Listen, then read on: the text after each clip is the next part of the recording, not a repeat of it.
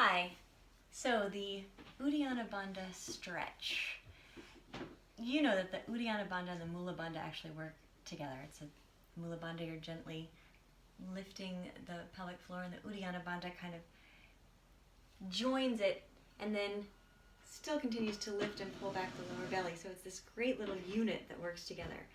But if you are using that area in the forward bending, and back bending and basically everything, then you have this whole protection system working for you. It protects your hamstrings, your back, and it's really good to do in anything. So in terms of a forward stretch, so firstly, let's look at Paschimottanasana, so forward stretching. So the tendency, what looks really amazing is when you lift your sitting bones and you kind of stretch forward and you've got this flat back, but actually that can be damaging to your hamstrings, to your back. And so even if you're super flexible, still over time, the wear and tear in that area.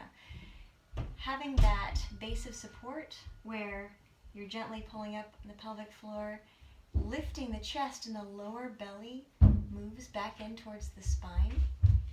And you can even help yourself by placing your thumbs just above the hips and sort of rotating your hips back a little bit.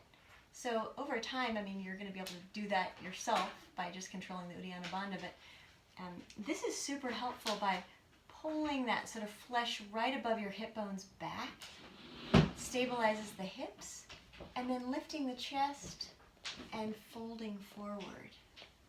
So you're pushing back with your thumbs, the flesh just above the hip bones, as you're folding forward.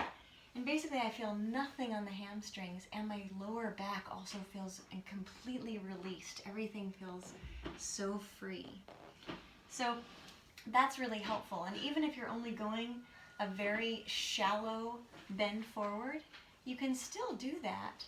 And if you need a teacher to push your back a little bit to help you bend forward, you're just protecting yourself by allowing that sort of lower belly area and the hips to move back. It feels amazing.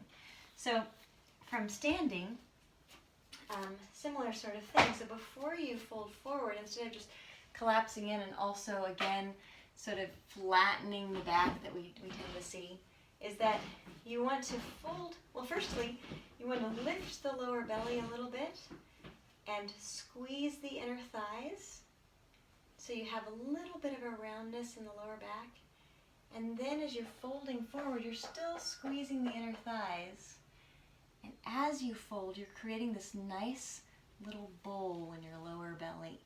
The lower belly is coming in towards the spine, and you can continue to sort of curl the back. So you're really, just sort of curling that lower back, but you're still stretching forward. So I can get a really amazing stretch, and especially when I'm holding onto my legs, I can continue to curl in as I fold forward. So I still have some space there in the lower belly. I can get my hands through there. If you're bending forward, not too much, not all the way down, if you're still working on flexibility, if you have a wall in front of you, again, you're lifting the chest, lower belly comes in, you're folding from the hips, and you can press against the wall to sort of allow you to get that rounding right at the base of the spine there. You're sort of curling the tail a little bit, and it feels amazing as you're stretching forward and curling. So as you continue to do that, you can walk down the wall, and you also always want to make sure that your legs are working. So again, kind of a squeezing together, imagining there's a brick in between your thighs, folding forward.